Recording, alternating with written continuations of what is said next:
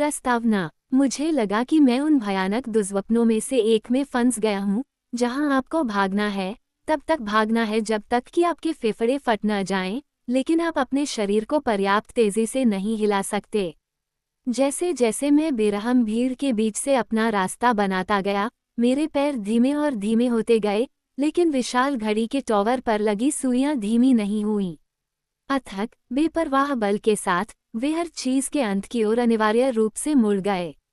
लेकिन ये कोई सपना नहीं था, और दुर्स्वप्न के विपरीत, मैं अपनी जान बचाने के लिए नहीं भाग रहा था, मैं किसी ऐसी चीज को बचाने के लिए भाग रहा था जो कहीं ज्यादा कीमती है।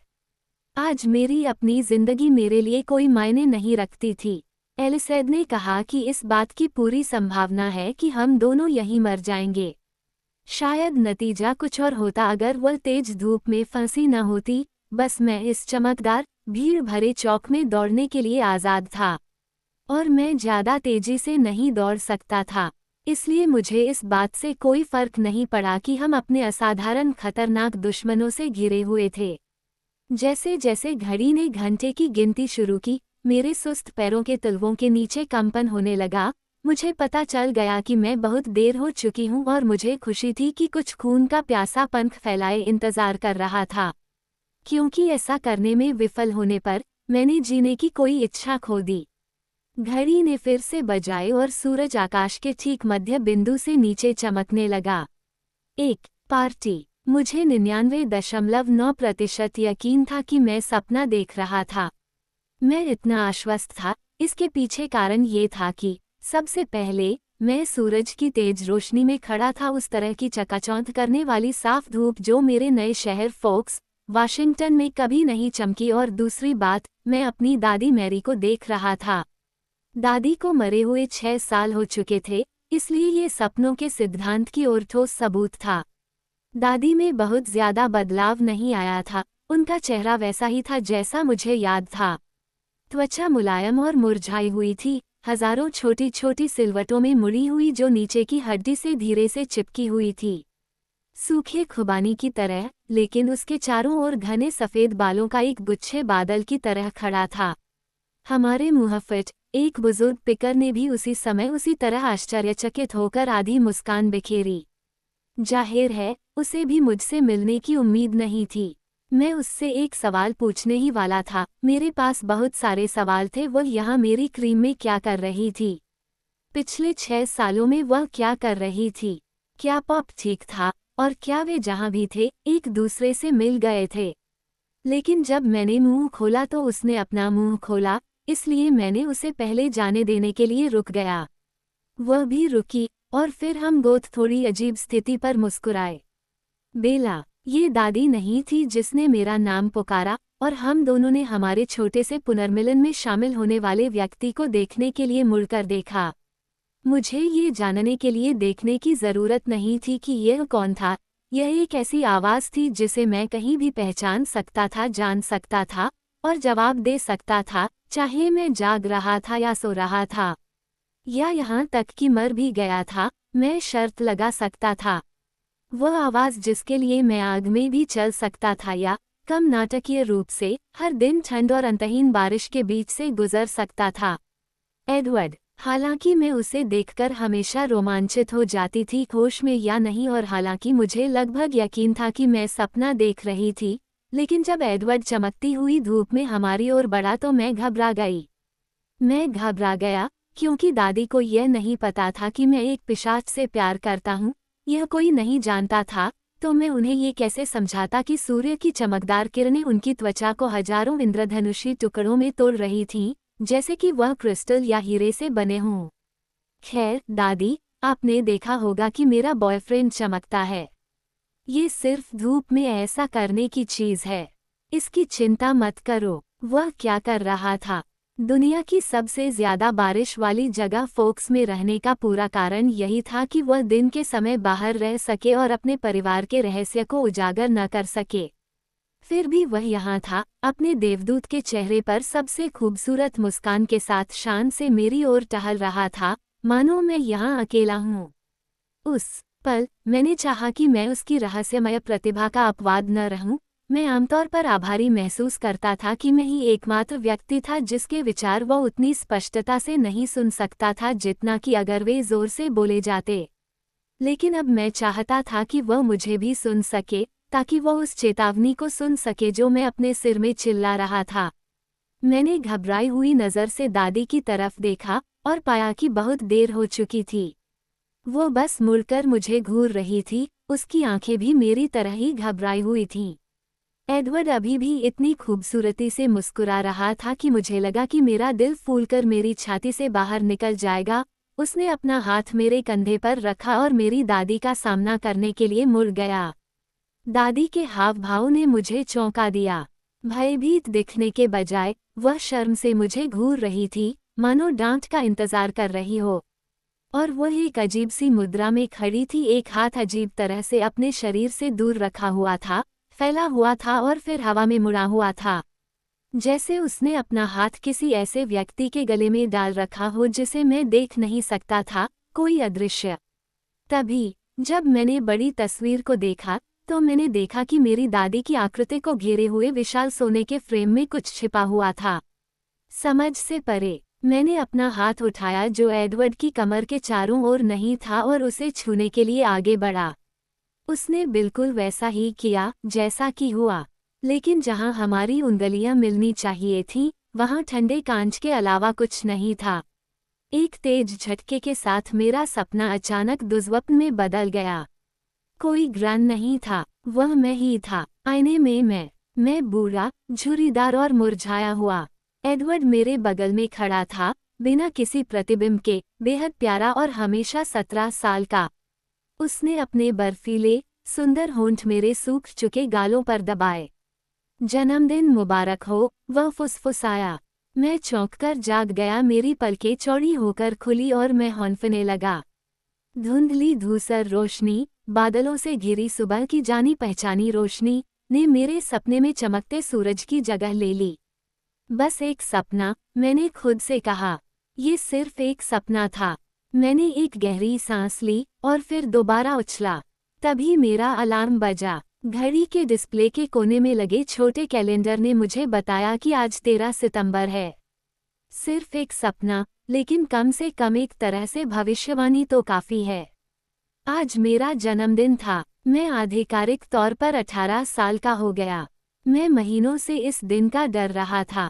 संपूर्ण उत्तम ग्रीष्मकाल के दौरान, जो मेरे लिए अब तक की सबसे सुखद ग्रीष्मकाल थी, जो किसी के लिए भी कहीं भी रही सबसे सुखद ग्रीष्मकाल थी, तथा जो ओलंपिक प्रायद्वीप के इतिहास की सबसे अधिक वर्षा वाली ग्रीष्मकाल थी, यह उदास तिथि घात में छिपी हुई थी, बसंत के आने की प्रतीक्षा में। और अब जब यह आ चुका है, तो यह उससे भी बदतर था, जिसकी मुझे आशंका थी। मैं इसे महसूस कर सकता था, मैं बड़ा हो गया था। हर दिन मैं बड़ा होता जा रहा था, लेकिन यह अलग, बदतर, मापने योग्य था। मैं 18 साल का था, और एडवर्ड कभी नहीं होगा। जब मैं अपने दांत ब्रश करने गया, तो मुझे आश्चर्य हुआ कि आईने में मेरा चेहरा नहीं बदला था। मैं खुद को घूरता रहा, अपनी हाथीदांत त्वचा पर आने वाली झुर्रियों के किसी संकेत की तलाश में। हालांकि मेरे माथे पर केवल झुर्रियां थीं, और मुझे पता था कि अगर मैं आराम कर पाऊंगा तो वे गायब हो जाएंगी। मैं नहीं कर सका। मेरी भौहें मेरी बेचैन भूरी आंखों के ऊपर एक चिंता भरी रेखा में टिकी रहीं। ये सिर्फ एक सपना था, मैंने खुद को फिर याद दिलाया। सिर्फ एक सपना, लेकिन मेरा सबसे बुरा सपना भी। मैंने घर से जल्दी बाहर निकलने की जल्दी में नाश्ता छोड़ दिया। मैं अपने पिता से पूरी तरह से बच नहीं पाया, और इसलिए मुझे कुछ मिनट खुश रहने का नाटक करना पड़ा। मैंने ईमानदारी से कोशिश की कि मैं खुश रहूं। मैं उन उपहारों को लेकर उत्साहित थी जो मैंने उससे मांगे थे, लेकिन हर बार जब मुझे मुस्कुराना पड़ता था, तो ऐसा लगता था कि मैं रोना शुरू कर दूंगी। स्कूल जाते समय मैं खुद पर काबू पाने के लिए संघर्ष कर रहा था। दादी की छवि में इसे अपने रूप में नहीं सोचूंगा, मेरे दिमाग से बाहर निकलना मुश्किल था। जब तक मैं फोक्स हाई स्कूल के पीछे परिचित पार्किंग स्थल में नहीं पहुंचा, तब तक मुझे निराशा के अलावा कुछ भी महसूस नहीं हुआ। और मैंने एडवर्ड को अपनी पॉलिश सिल्वर वोल्वो के खिलाफ स्थिर रूप से झुका हुआ देखा, जैसे कि किसी भूले हुए मूर्तिपूजक सौंदर्य देवता को संगमरमर की श्रद्धांजलि। सपने ने उसके साथ न्याय नहीं किया था, और वह वहां मेरा इंतजार कर रहा था, हर दूसरे दिन की तरह। निराशा क्षण भर के लिए गायब हो गई, उसकी जगह आश्चर्य ने ले ली। उसके साथ आधे साल बिताने के बाद भी मुझे अभी भी यकीन नहीं हो रहा था कि मैं इस हद तक सौभाग्य की हकदार थी। उसकी बहन एलिस भी उसके पास खड़ी होकर मेरा इंतजार कर रही थी। बेशक एडवर्ड और एलिस वास्तव में रिश्तेदार नहीं थे, फोक्स में कहानी ये थी कि सभी कलन भाई बहनों को डॉक्टर कार्लिसले कल्लर और उनकी पत्नी एस्मे ने गोद लिया था। दोनों ही किशोर बच्चे पैदा करने के लिए बहुत छोटे थे, लेकिन उनकी त्वचा बिल्कुल एक जैसी पीली थी। उनकी आंखों में एक ही अजीब सुनहरा रंग था, उनके नीचे एक ही गहरी चोट जैसी परछाई थी। उसका चेहरा भी उसके चेहरे की तरह आश्चर्यजनक रूप से सुंदर था। मेरे जैसे किसी जानकार के लिए ये समानताएं उन्हें पहचान दिलाती थीं कि वे क्या थे। एलिस को वहां इंतजार करते हुए देखना, उसकी भूरी आंखें उत्साह से चमक रही थीं, और उसके हाथों में एक छोटा सा चांदी से लिपटा हुआ चौकोर टुकड़ा देखकर मेरी भौहें तन गईं। मैंने एलिस से कहा था कि मुझे अपने जन्मदिन पर कुछ नहीं चाहिए, कुछ भी नहीं, न तो उपहार और न ही ध्यान। जाहिर है मेरी इच्छाओं को अनदेखा किया जा रहा था। मैंने अपने 53 शेवरले ट्रक का दरवाज़ा बंद किया, जंग के धब्बे गीले ब्लैकटॉप पर उड़ते हुए, और धीरे धीरे उस ओर चल पड़ा जहां वे इंतजार कर रहे थे। एलिस मुझसे मिलने के लिए आगे बढ़ी, उसके नुकीले काले बालों के नीचे उसका पिक्सी चेहरा चमक रहा था। जन्मदिन मुबारक हो, बेला। शश, मैंने फुसफुसाते हुए कहा, ये सुनिश्चित करने के लिए कि किसी ने उसे सुना नहीं है। लौट के चारों ओर नज़र घुमाई। आखिरी चीज़ जो मैं चाहता था वह ये थी कि काली घटना का किसी तरह का जश्न मनाया जाए। उसने मेरी बात अनसुनी कर दी। क्या आप अपना उपहार अभी खोलना चाहते हैं या बाद में? उसने उत्सुकता से पूछा, जब हम उस जगह पहुंचे जहां एडवर्ड अभी भी इंतजार कर रहा था। कोई उपहार नहीं, मैंने बुदबुदाते हुए विरोध किया। आखिरकार वह मेरी मनोदशा को समझ गई। ठीक है, फिर बाद में। क्या तुम्हें तुम्हारी माँ द्वारा भेजी गई स्क्रैपबुक पसंद आई? और चाली से मिला कैमरा? मैंने आँख भरी। बेशक उसे पता होगा कि मेरे जन्मदिन पर क्या उपहार दिए गए। एडवर्ड अपने परिवार का एकमात्र सदस्य नहीं था जिसके पास असामान्य कौशल था। एलिस ने देखा होगा कि मेरे माता पिता क्या थे। जैसे ही उन्होंने स्वयं निर्णय लिया, उन्होंने योजना बनानी शुरू कर दी। हाँ, वे महान हैं। मुझे लगता है कि यह एक अच्छा विचार है। आप केवल एक बार ही वरिष्ठ होते हैं। बेहतर होगा कि आप अपने अनुभव को दस्तावेज में दर्ज कर लें। आप कितनी बार सीनियर रहे हैं, वो अलग है। हम एडवर्ड के पास पहुंचे और उसने अपना हाथ मेरी ओर बढ़ाया। मैंने उत्सुकता से उसका हाथ थाम लिया, एक पल के लिए अपनी उदास मनोदशा को भूल गया। उसकी त्वचा हमेशा की तरह चिकनी, सख्त और बहुत ठंडी थी। उसने मेरी उंगलियों को धीरे से दबाया। मैंने उसकी तरल आंखों में देखा और मेरे दिल ने खुद ही एक तरह से धीरे से दबाया। मेरी धड़कनों में हकलाहट सुनकर वह फिर से मुस्कुराया। उसने अपना खाली हाथ उठाया और अपनी एक ठंडी उंगली को मेरे होठों के बाहरी हिस्से पर फिराया और बोला, तो जैसा कि चर्चा हुई, मुझे आपको जन्मदिन की शुभकामनाएं देने की अनुमति नहीं है, क्या ये सही है? हाँ, ये सही है। मैं कभी भी उनके परिपूर्ण, औपचारिक उच्चारण के प्रवाह की नकल नहीं कर सका। ये कुछ ऐसा था जिसे केवल पिछली सदी में ही सीखा जा सकता था। बस जांच कर रहा हूँ। उसने अपने उलझे हुए कांस्य बालों में हाथ फेरा। तुमने अपना विचार बदल लिया होगा। ज्यादातर लोग जन्मदिन और उपहार जैसी चीजों का आनंद लेते हैं। एलिस हंसी और आवाज पूरी तरह से चांदी की थी, हवा की झनकार की तरह। बेशक तुम इसका आनंद लोगी। आज हर किसी को तुम्हारे साथ अच्छा व्यवहार करना चाहिए और तुम्हें तुम्हारी राह दिखानी चाहिए, बेला। सबसे बुरा क्या हो सकता है? उसका मतलब एक आलंकारिक प्रश्न था। उम्र बढ़ रही है, मैंने फिर भी उत्तर दिया, और मेरी आवाज उतनी स्थिर नहीं थी जितनी मैं चाहती थी। मेरे बगल में एडवर्ड की मुस्कुराहट सख्त रेखा में बदल गई। 18 साल की उम्र कोई बहुत बड़ी उम्र नहीं होती, एलिस ने कहा। क्या महिलाएं जन्मदिन पर परेशान होने के लिए आमतौर पर 29 साल की उम्र तक इंतजार नहीं करतीं? यह एडवर्ड से भी पुराना है, मैंने बुदबुदाया। उसने आह भरी। तकनीकी रूप से, उसने अपनी आवाज को हल्का रखते हुए कहा। लेकिन सिर्फ 1 साल की दूरी से। और मुझे लगता है, अगर मैं अपने मनचाहे भविष्य के बारे में सुनिश्चित हो सकती हूँ, मुझे यकीन है कि मैं एडवर्ड, एलिस और बाकी कलन के साथ हमेशा के लिए रहूंगी, अधिमानतः एक झुर्रीदार छोटी बूढ़ी महिला के रूप में नहीं। तो 1 या 2 साल एक दिशा या दूसरी दिशा में मेरे लिए इतना मायने नहीं रखेंगे। लेकिन एडवर्ड किसी भी ऐसे भविष्य के खिलाफ था जो मुझे बदल दे। कोई भी ऐसा भविष्य जो मुझे उसके जैसा बना दे, जो मुझे अमर बना दे। उन्होंने इसे गतिरोध बताया। ईमानदारी से कहूँ तो मैं एडवर्ड की बात को समझ नहीं पाया। नश्वरता में इतनी बड़ी बात क्या है? पिशाच होना इतनी भयानक बात नहीं लगती, वैसे भी कलन ने इसे जिस तरह से बनाया था। तुम किस समय घर पर आओगे? एलिस ने विषय बदलते हुए कहा। उसके हाव भाव से लग रहा था कि वह ठीक उसी तरह की बात करने वाली थी जिससे मैं बचना चाहता था। मुझे नहीं पता था कि मेरी वहां जाने की योजना है। ओह, निष्पक्ष रहो, बेला। उसने शिकायत की। तुम इस तरह से हमारा सारा मज़ा खराब नहीं करोगी, है न? मैंने सोचा था कि मेरा जन्मदिन इस बारे में था कि मैं क्या चाहता हूँ। मैं उसे स्कूल के तुरंत बाद चाली के यहाँ से ले आऊँगा, एडवर्ड ने मुझे पूरी तरह से अनदेखा करते हुए उससे कहा। मैंने विरोध करते हुए कहा, मुझे काम करना है। वास्तव में, आपको नहीं पता, एलिस ने मुझे गर्व से बताया। मैंने पहले ही श्रीमती न्यूटन से इस बारे में बात कर ली है। वह आपकी शिफ्ट बदल रही हैं। उन्होंने कहा है कि आपको जन्मदिन की शुभकामनाएं दें। मैं अभी भी नहीं आ सकता, मैंने हकलाते हुए बहाना ढूंढते हुए कहा। मैंने, वैसे, अभी तक अंग्रेजी के लिए रोमियो और जूलियट नहीं देखा है।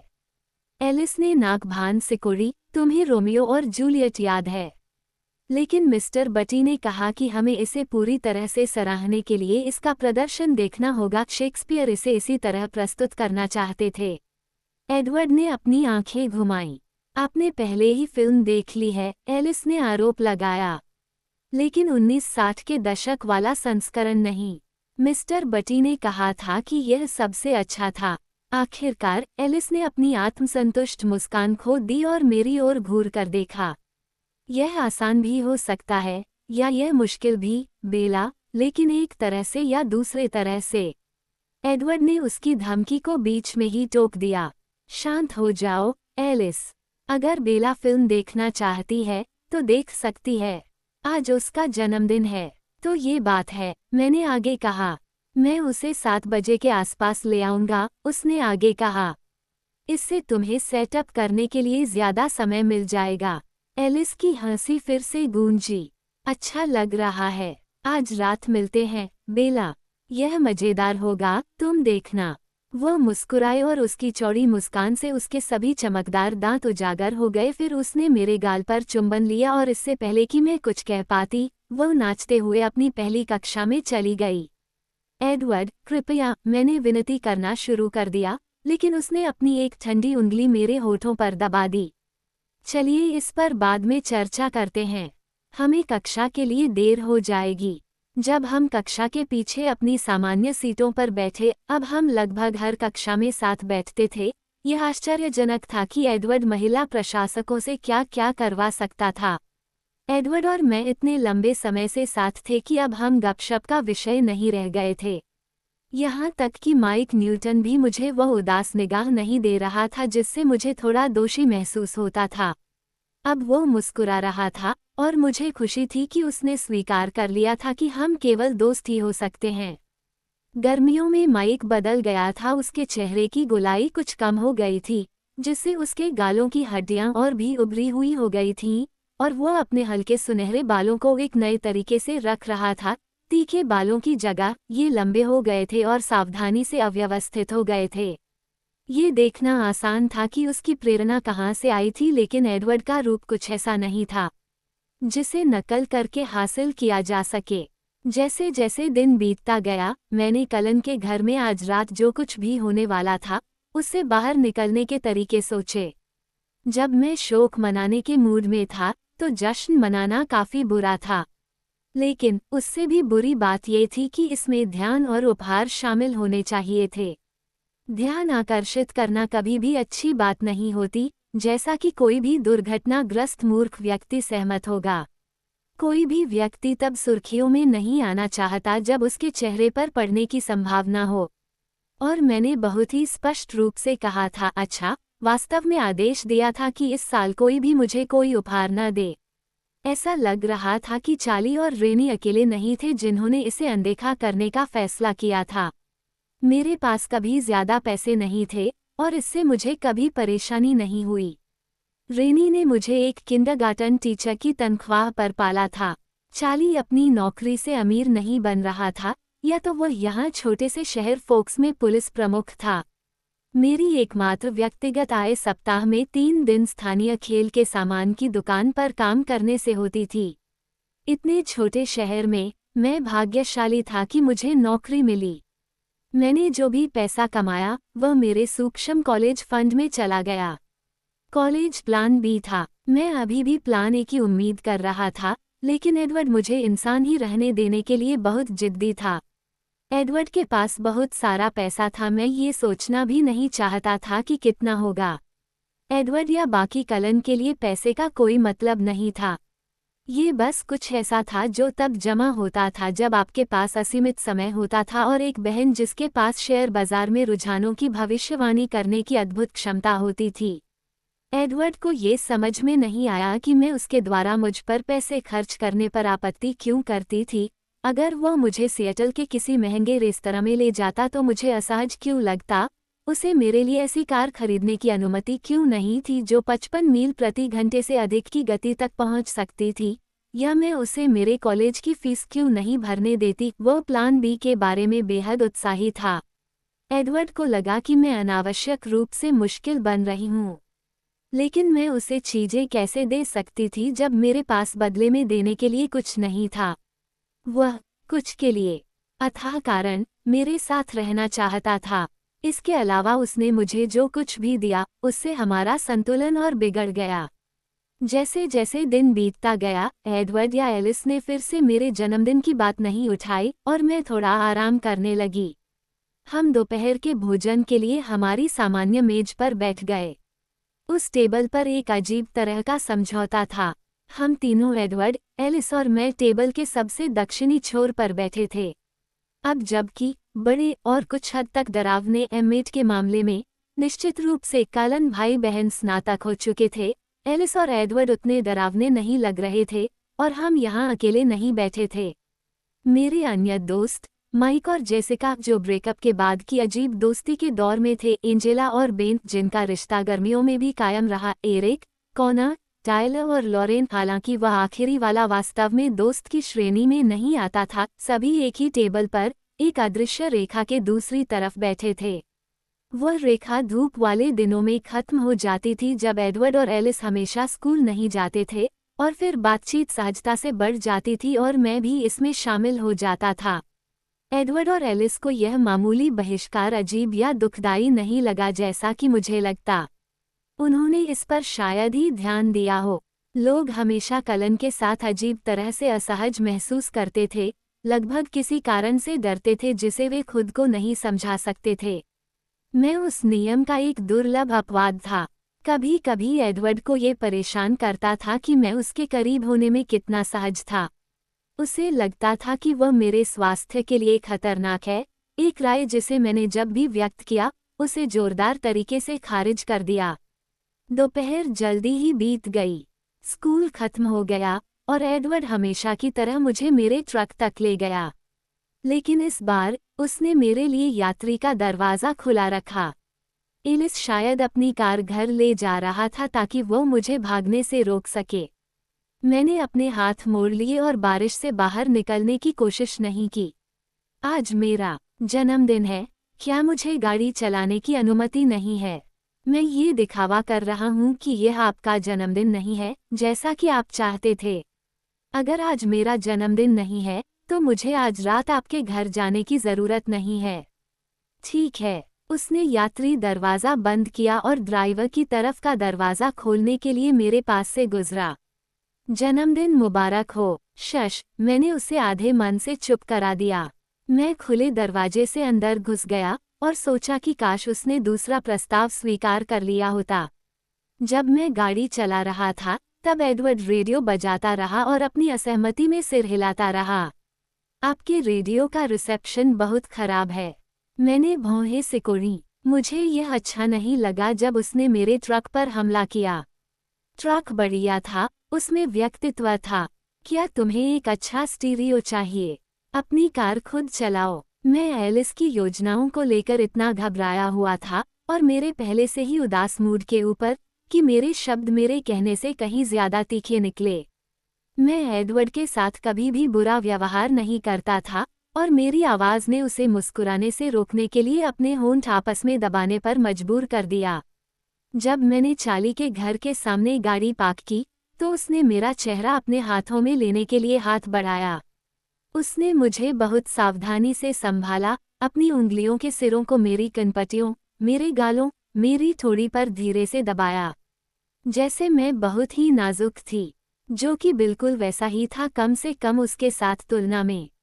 आज तो तुम्हारा मूड बहुत अच्छा होना चाहिए, बाकी दिनों में से आज तो, उसने फुसफुसाते हुए कहा। उसकी मीठी सांसें मेरे चेहरे पर फैल रही थीं।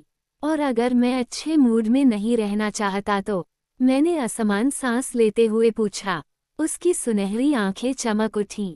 बहुत बुरा हुआ जब वह मेरे करीब झुका और अपने बर्फीले होंठों को मेरे होंठों से दबाया। तब तक मेरा सिर पहले से ही चक्कर खा रहा था।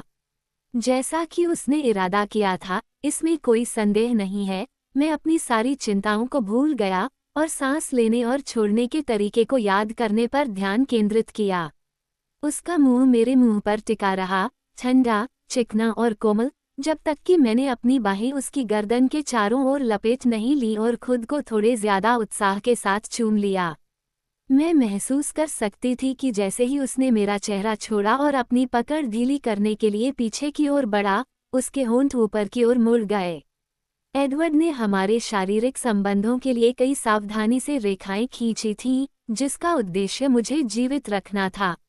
हालांकि मैं अपनी त्वचा और उसके उस्त्रा तीखे, विषलेपित दांतों के बीच एक सुरक्षित दूरी बनाए रखने की आवश्यकता का सम्मान करती थी, लेकिन जब वो मुझे चूम रहा था तो मैं ऐसी छोटी छोटी बातों को भूल जाती थी। अच्छा बनो, प्लीज, उसने मेरे गाल पर सांस ली। उसने एक बार फिर अपने होंठ मेरे होंठों से धीरे से सटाए और फिर खुद को दूर खींच लिया, मेरे हाथों को मेरे पेट पर मोड़ दिया।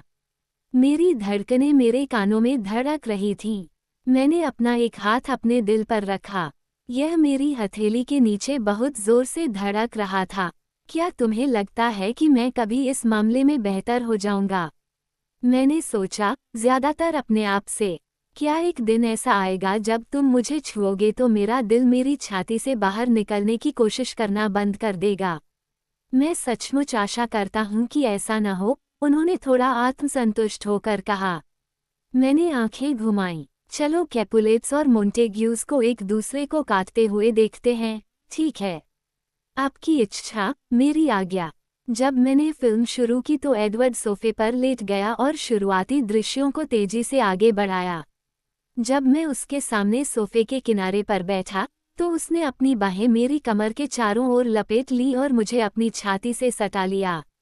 ये बिल्कुल भी उतना आरामदायक नहीं था जितना कि एक सोफा कुशन होता है, क्योंकि उसकी छाती सख्त और ठंडी थी और बर्फ की मूर्ति की तरह एकदम सही थी, लेकिन यह निश्चित रूप से बेहतर था। उसने सोफे के पीछे से पुराना अफगान निकाला और उसे मेरे ऊपर डाल दिया ताकि मैं उसके शरीर के बगल में जम न जाऊं। फिल्म शुरू होते ही उन्होंने कहा, आप जानते हैं, रोमियो को लेकर मेरे पास कभी ज्यादा धैर्य नहीं रहा।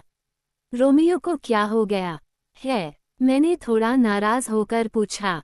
रोमियो मेरे पसंदीदा काल्पनिक पात्रों में से एक था।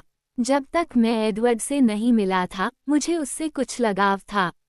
ठीक है, सबसे पहले, वो इस रोजलिन से प्यार करता है। क्या आपको नहीं लगता कि यह उसे थोड़ा चंचल बनाता है? और फिर, उनकी शादी के कुछ मिनट बाद, वह जूलियट के चचेरे भाई को मार देता है। ये बहुत बढ़िया नहीं है। एक के बाद एक गलतियां। क्या वह अपनी खुशी को और भी अच्छी तरह से नष्ट कर सकता था? मैंने आह भरी, क्या आप चाहते हैं कि मैं इसे अकेले देखूं? नहीं, वैसे भी मैं ज्यादातर समय तुम्हें देखता रहूंगा। उसकी उंगलियां मेरी बांह की त्वचा पर पैटर्न बना रही थीं, जिससे रोंगटे खड़े हो रहे थे। क्या तुम रोओगी? शायद। मैंने स्वीकार किया, अगर मैं ध्यान दे रहा हूं, तो फिर मैं तुम्हारा ध्यान भंग नहीं करूंगा। लेकिन मैंने अपने बालों पर उसके होंठ महसूस किए, और यह बहुत विचलित करने वाला था। फिल्म ने आखिरकार मेरी दिलचस्पी जगाई। इसका श्रेय एडवर्ड को जाता है, जो रोमियो की लाइनें मेरे कान में फुसफुसाता था। उसकी अनूठी, मखमली आवाज की वजह से अभिनेता की आवाज तुलनात्मक रूप से कमजोर और कर्कश लगती थी। और जब जूलियट की नींद खुली और उसने अपने नए पति को मृत पाया, तो मैं रो पड़ा, जिससे वह खुश हो गया। मैं मानता हूँ, मैं उनसे ईर्ष्या करता हूँ, एडवर्ड ने मेरे बालों की लट से आंसू पोंछते हुए कहा। वह बहुत सुंदर है, उसने घृणा से भरी आवाज निकाली। मुझे उस लड़की से ईर्ष्या नहीं है, बस आत्महत्या की सहजता से, उसने चिढ़ाने वाले लहजे में स्पष्ट किया। तुम इंसानों के लिए यह बहुत आसान है। तुम्हें बस इतना करना है कि पौधों के अर्क की एक छोटी शीशी नीचे फेंक दो। क्या? मैंने चौंक कर पूछा। ये कुछ ऐसा है जिसके बारे में मुझे एक बार सोचना पड़ा, और मैं कार्लिस्ले के अनुभव से जानता था कि यह आसान नहीं होगा। मुझे ये भी नहीं पता कि कार्लिस्ले ने शुरुआत में खुद को मारने के लिए कितने तरीके आजमाए। जब उसे एहसास हुआ कि वह क्या बन गया है, उसकी आवाज़, जो गंभीर हो गई थी, फिर से हल्की हो गई। और वो स्पष्ट रूप से अभी भी उत्कृष्ट स्वास्थ्य में है। मैंने अपना सिर घुमाया ताकि मैं उसके चेहरे को पढ़ सकूं। तुम किस बारे में बात कर रहे हो? मैंने पूछा। तुम्हारा क्या मतलब है? ये कुछ ऐसा है जिसके बारे में तुम्हें एक बार सोचना था। पिछले वसंत में, जब तुम लगभग मारे गए थे। वह गहरी सांस लेने के लिए रुका, फिर अपने चिढ़ाने वाले लहजे में वापस आ गया। बेशक मैं तुम्हें जीवित खोजने पर ध्यान केंद्रित करने की कोशिश कर रहा था, लेकिन मेरे दिमाग का एक हिस्सा आकस्मिक योजनाएं बना रहा था। जैसा कि मैंने कहा, यह मेरे लिए उतना आसान नहीं है जितना कि एक इंसान के लिए। एक सेकंड के लिए, फीनिक्स की मेरी पिछली यात्रा की याद मेरे दिमाग में घूम गई और मुझे चक्कर आने लगा। मैं सब कुछ साफ साफ देख सकता था, चमकता हुआ सूरज, कंक्रीट से निकलती गर्म लहरें। मैं उस क्रूर पिशाच को खोजने के लिए बेताब जल्दबाजी में भाग रहा था जो मुझे मौत के घाट उतारना चाहता था। जेम्स, मेरी माँ को बंधक बनाकर शीशे वाले कमरे में इंतजार कर रहा था, या ऐसा मैंने सोचा था। मुझे नहीं पता था कि यह सब एक चाल थी। जिस तरह जेम्स को नहीं पता था कि एडवर्ड मुझे बचाने के लिए दौड़ रहा था। एडवर्ड समय रहते बच गया, लेकिन यह एक करीबी मुकाबला था। बिना सोचे समझे, मेरी उंगलियां मेरे हाथ पर अर्धचंद्राकार निशान को छू गईं, जो हमेशा मेरी त्वचा के बाकी हिस्सों की तुलना में बस कुछ डिग्री ठंडा रहता था। मैंने अपना सिर हिलाया, मानो मैं बुरी यादों को झटक सकता हूं, और एडवर्ड का क्या मतलब था, ये समझने की कोशिश की। मेरा पेट असहज रूप से डूब गया। आकस्मिक योजनाएं, मैंने दोहराया। ठीक है, मैं तुम्हारे बिना नहीं रह सकता था। उसने अपनी आंखें घुमाई, जैसे कि यह तथ्य बचकाना रूप से स्पष्ट था। लेकिन मुझे यकीन नहीं था कि यह कैसे करना है। मैं जानता था कि एमिट और जेस्पर कभी मदद नहीं करेंगे। इसलिए मैं सोच रहा था कि शायद मैं पूरी तरह से जाऊं और वोल्टुरी को भड़काने के लिए कुछ करूं। मैं यह विश्वास नहीं करना चाहता था कि वह गंभीर था, लेकिन उसकी सुनहरी आंखें किसी दूर की चीज पर केंद्रित थीं, जबकि वह अपने जीवन को समाप्त करने के तरीकों पर विचार कर रहा था। अचानक, मैं क्रोधित हो गया। मैंने पूछा, वोल्टुरी क्या है? वोल्टुरी एक परिवार है, उन्होंने समझाया। उनकी आंखें अभी भी दूर थीं।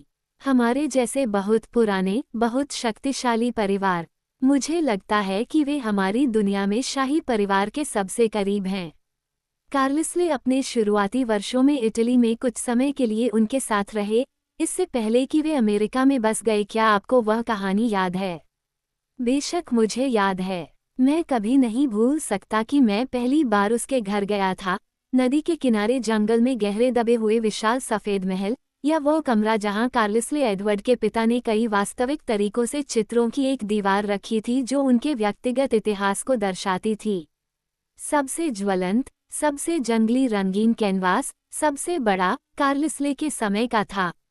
बेशक मुझे शांत पुरुषों की चौकड़ी याद है, जिनमें से प्रत्येक के पास एक सेराफ का सुंदर चेहरा था, जो रंगों के घूमते हुए कहर को देखते हुए सबसे ऊंची बालकनी में चित्रित किया गया था। हालांकि पेंटिंग सदियों पुरानी थी, कार्लिसले गोरा देवदूत अपरिवर्तित रहा। और मुझे 3 अन्य याद आए, जो कार्लिसले के शुरुआती परिचित थे। एडवर्ड ने कभी भी खूबसूरत तिकड़ी के लिए वोल्टुरी नाम का इस्तेमाल नहीं किया था, 2 काले बालों वाले, एक बर्फ सफ़ेद। उसने उन्हें एरो, कयस और माकस कहा था, जो कला के रात के संरक्षक थे। वैसे भी तुम वोल्टुरी को परेशान नहीं करोगे, एडवर्ड ने रे की कल्पना को बाधित करते हुए कहा। नहीं, जब तक कि तुम मरना नहीं चाहते या जो भी हम करते हैं। उसकी आवाज़ इतनी शांत थी कि ऐसा लग रहा था कि वह इस संभावना से लगभग ऊब गया है। मेरा गुस्सा डर में बदल गया। मैंने उसके संगमरमरी चेहरे को अपने हाथों में लिया और उसे बहुत कसकर पकड़ लिया। तुम्हें कभी भी ऐसा कुछ भी नहीं सोचना चाहिए, मैंने कहा। चाहे मेरे साथ कुछ भी हो जाए, तुम्हें खुद को चोट पहुंचाने की इजाज़त नहीं है। मैं तुम्हें फिर कभी खतरे में नहीं डालूंगा, इसलिए यह एक विवादास्पद मुद्दा है। मुझे खतरे में डालो। मुझे लगा कि हमने ये तय कर लिया है कि सारी बुरी किस्मत मेरी गलती है। मैं और भी क्रोधित हो रहा था। तुम्हारी हिम्मत कैसे हुई ऐसा सोचने की? एडवर्ड का अस्तित्व समाप्त हो जाना, भले ही मैं मर जाऊं, असंभव रूप से दर्दनाक था। उन्होंने पूछा, यदि स्थिति विपरीत हो तो आप क्या करेंगे? यह एक ही बात नहीं है। उसे अंतर समझ में नहीं आया। वो हंस पड़ा। क्या होगा अगर तुम्हें कुछ हो गया? ये सोचकर मैं कांप उठी। क्या तुम चाहोगी कि मैं खुद ही पागल हो जाऊं? दर्द की एक झलक उसके सुंदर चेहरे पर महसूस हुई। मुझे लगता है कि मैं आपकी बात समझ गया हूँ। थोड़ा बहुत, उसने माना।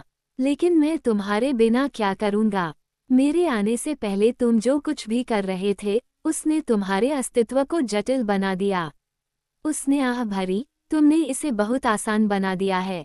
ऐसा होना चाहिए। मैं वास्तव में उतना दिलचस्प नहीं हूँ। वह बहस करने ही वाला था, लेकिन फिर उसने बात को टाल दिया। ये बेकार की बात है, उसने मुझे याद दिलाया।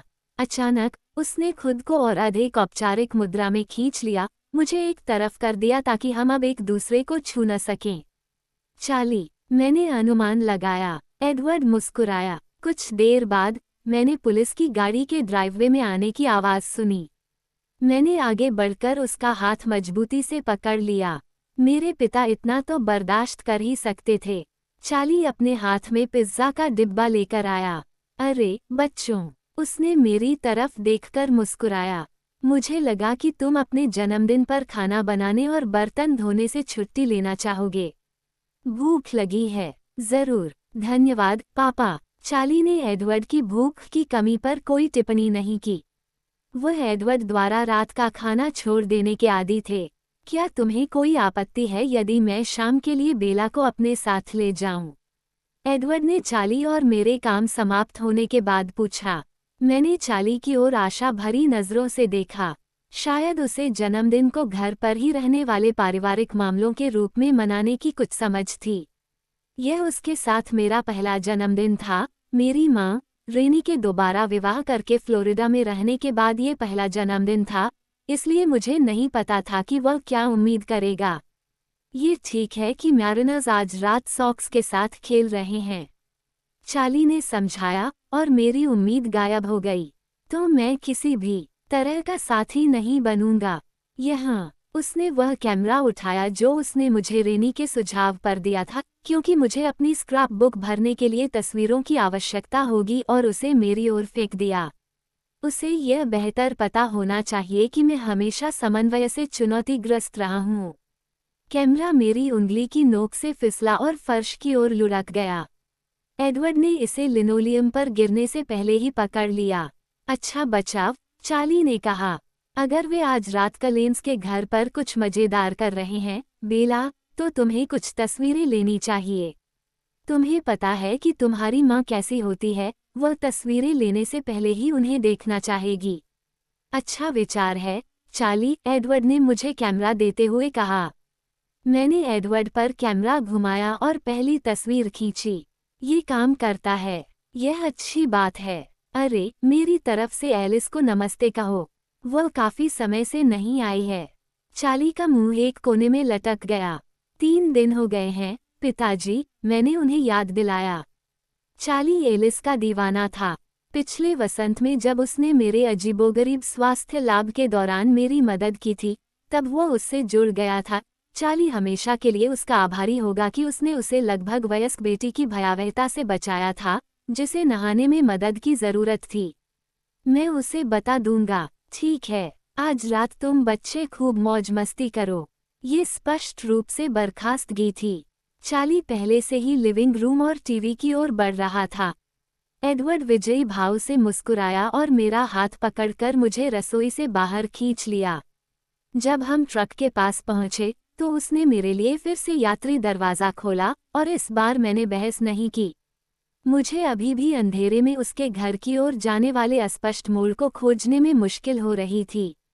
एडवर्ड ने फोक्स से उत्तर की ओर गाड़ी चलाई, मेरी प्रागैतिहासिक शेवले द्वारा लागू की गई गति सीमा से स्पष्ट रूप से चिढ़ गया। जब उसने इंजन को 50 से ऊपर पहुंचाया तो इंजन सामान्य से भी अधिक जोर से करा उठा। आराम से रहो, मैंने उसे चेतावनी दी। तुम्हें पता है तुम्हें क्या पसंद आएगा। एक अच्छी सी ऑडी कूप। बहुत शांत, बहुत पावर। मेरे ट्रक में कोई खराबी नहीं है। और महंगी गैर ज़रूरी चीज़ों की बात करें तो, अगर आपको पता है कि आपके लिए क्या अच्छा है, तो आप जन्मदिन के उपहारों पर कोई पैसा खर्च नहीं करेंगे। 1 पैसा भी नहीं, उन्होंने सद्गुणी भाव से कहा। अच्छा, क्या आप मेरा एक काम कर सकते हैं? यह इस बात पर निर्भर करता है कि वह क्या है। उसने आह भरी, उसका प्यारा चेहरा गंभीर था। बेला, हम में से किसी का आखिरी असली जन्मदिन 1935 में एम्मेट का था। हमें थोड़ा आराम दो और आज रात बहुत मुश्किल मत बनो। वे सभी बहुत उत्साहित हैं। जब भी वह ऐसी बातें करता तो मैं थोड़ा चौंक जाता। ठीक है, मैं अच्छा व्यवहार करूंगा। मुझे शायद तुम्हें चेतावनी देनी चाहिए। करने की कृपा करे। जब मैं कहता हूं कि वे सभी उत्साहित हैं, तो मेरा मतलब है कि वे सभी उत्साहित हैं। सब लोग। मेरा गला रुंध गया, मुझे लगा कि एम्मेट और रोजली अफ्रीका में हैं।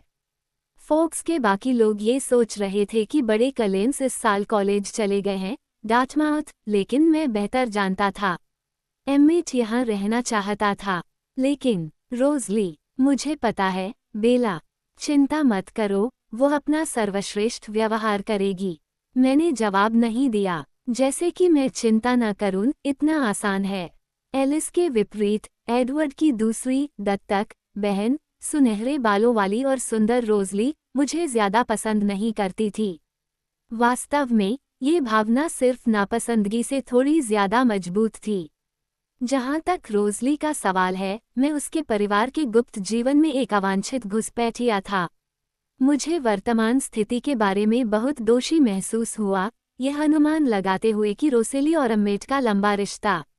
अनुपस्थिति मेरी गलती थी, भले ही मैं चुपके से उसे न देखने का आनंद ले रहा था।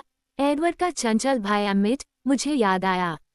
वो कई मायनों में वैसा ही था जैसा कि मैं हमेशा से चाहता था। केवल बहुत, बहुत अधिक डरावना। एडवर्ड ने विषय बदलने का फैसला किया। तो, अगर तुम मुझे ऑडी नहीं लेने दोगे, तो क्या तुम्हारे जन्मदिन पर तुम्हें कुछ नहीं चाहिए? फुसफुसाते हुए शब्द निकले, तुम्हें पता है कि मैं क्या चाहता हूँ। उसके संगमरमरी माथे पर गहरी भ्रूभांगिमा उभर आई। जाहिर है कि वह चाहता था कि वह रोजली के विषय पर ही अटका रहता। ऐसा लगा जैसे आज हमने इस विषय पर बहुत बहस की है। आज रात नहीं, बेला, कृपया। ठीक है, शायद एलिस मुझे वह देगी जो मैं चाहता हूँ। एडवर्ड ने गहरी, खतरनाक आवाज में गुर्राहट की। ये तुम्हारा आखिरी जन्मदिन नहीं होगा, बेला, उसने कसम खाई। ये सही नहीं है। मुझे लगा कि मैंने उसके दांतों को आपस में भींचने की आवाज सुनी है। अब हम घर के पास पहुंच रहे थे। पहली 2 मंजिलों की हर खिड़की से तेज रोशनी आ रही थी। पोर्च की छत से जापानी लालटेन की एक लंबी कतार लटकी हुई थी, जो घर के चारों ओर लगे विशाल देवदार के पेड़ों पर एक हल्की चमक बिखेर रही थी।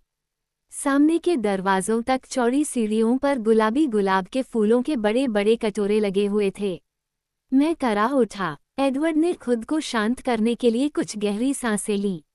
यह एक पार्टी है, उसने मुझे याद दिलाया। अच्छा खेल खेलने की कोशिश करो। जरूर, मैंने बुदबुदाया। वह मेरे दरवाजे तक आया और मुझे अपना हाथ दिया। मेरा एक सवाल है। वह सावधानी से इंतजार कर रहा था। अगर मैं इस फिल्म को डेवलप करूं, मैंने अपने हाथों में कैमरा लेकर खेलते हुए कहा, क्या तुम चित्र में दिखाई दोगी?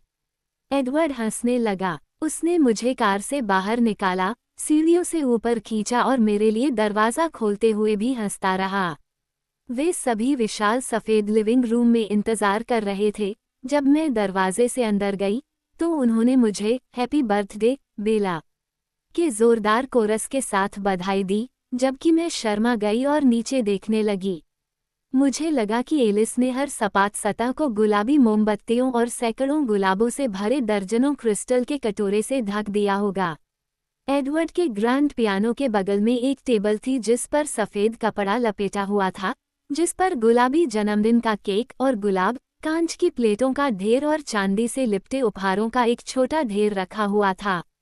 यह मेरी कल्पना से 100 गुना अधिक बुरा था। एडवर्ड ने मेरी परेशानी को महसूस करते हुए मेरी कमर पर अपना उत्साहवर्धक हाथ रखा और मेरे सिर के ऊपर चूमा।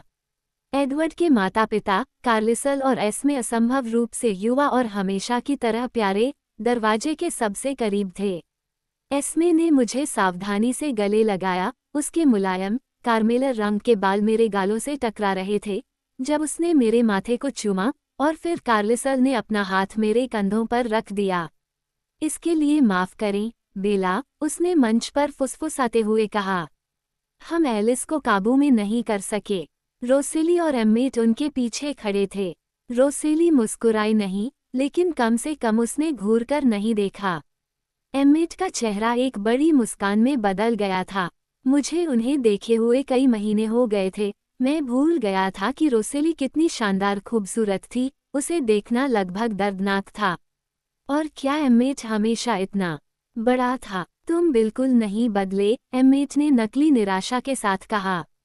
मुझे एक स्पष्ट अंतर की उम्मीद थी, लेकिन यहाँ तुम हो, हमेशा की तरह लाल चेहरे वाले। बहुत बहुत धन्यवाद, एम्मेट, मैंने और अधिक शर्माते हुए कहा। वह हंसा। मुझे एक पल के लिए बाहर जाना है, उसने एलिस की ओर स्पष्ट रूप से आंख मारने के लिए रुककर कहा। जब मैं चला जाऊं तो कुछ भी अजीब काम मत करना। मैं कोशिश करूंगा। एलिस ने जैस्पर का हाथ छोड़ दिया और आगे की ओर उछली, उसके सभी दांत तेज रोशनी में चमक रहे थे। जैस्पर भी मुस्कुराया, लेकिन उसने दूरी बनाए रखी। वह सीढ़ियों के नीचे खंभे के सहारे झुका हुआ था, लंबा और गोरा। फीनिक्स में एक साथ बंद रहने के दिनों के दौरान मुझे लगा कि वह मेरे प्रति अपनी घृणा से उबर गया है, लेकिन वह ठीक उसी तरह से व्यवहार करने लगा जैसे वह पहले करता था, जैसे ही वह मुझे बचाने के लिए उस अस्थायी दायित्व से मुक्त हुआ, जितना संभव हो सके मुझसे दूर रहने लगा। मुझे पता था कि यह व्यक्तिगत नहीं था, बस एक एहतियात था, और मैंने इसके बारे में अत्यधिक संवेदनशील नहीं होने की कोशिश की।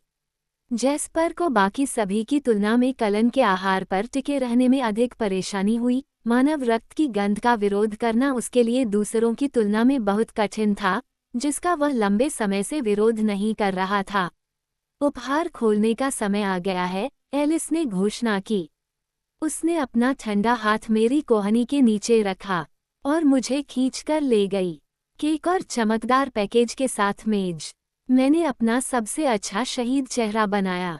एलिस, मैं जानता हूं कि मैंने तुमसे कहा था कि मुझे कुछ नहीं चाहिए, लेकिन मैंने नहीं सुना, उसने बीच में ही टोकते हुए कहा।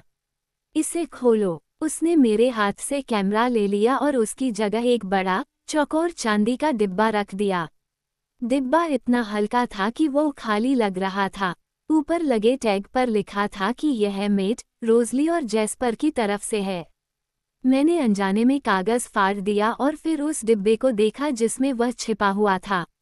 ये कुछ बिजली से चलने वाली चीज़ थी, जिसके नाम में बहुत सारे नंबर थे। मैंने और अधिक रोशनी की उम्मीद में बॉक्स खोला, लेकिन बॉक्स खाली था। धन्यवाद, रोसेली ने वास्तव में मुस्कुराहट बिखेरी। जैस्पर हंसा। यह आपके ट्रक के लिए स्टीरियो है, उसने समझाया। इमेट अभी इसे स्थापित कर रहा है, इसलिए आप इसे वापस नहीं कर सकते। एलिस हमेशा मुझसे एक कदम आगे रहती थी।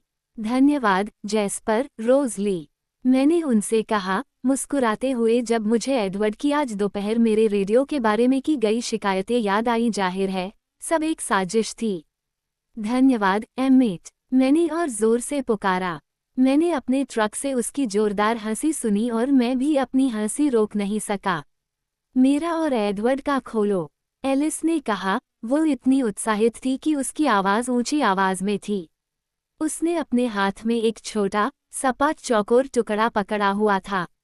मैंने एडवर्ड की ओर एक तीखी नज़र से देखा और कहा, तुमने वादा किया था।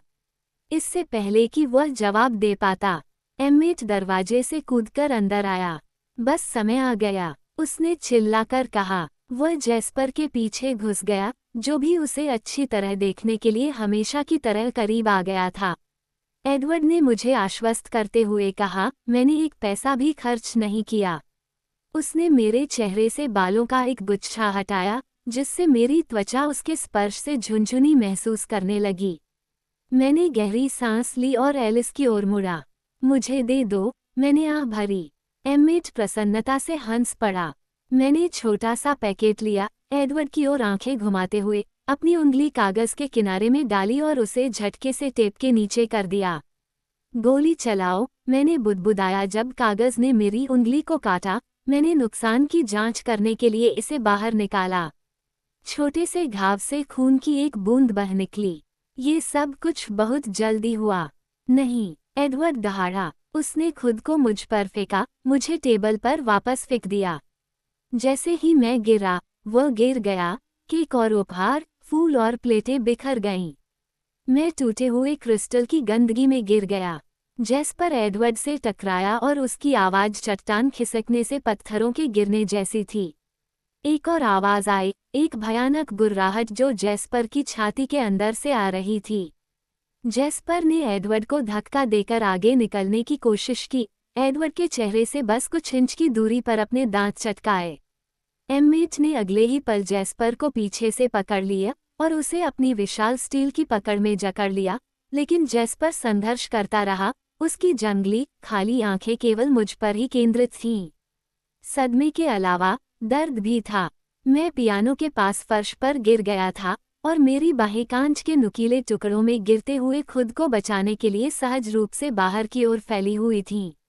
अब मुझे जलन, चुभन महसूस हुई जो मेरी कलाई से लेकर कोहनी के अंदर की सिलवट तक फैल गई।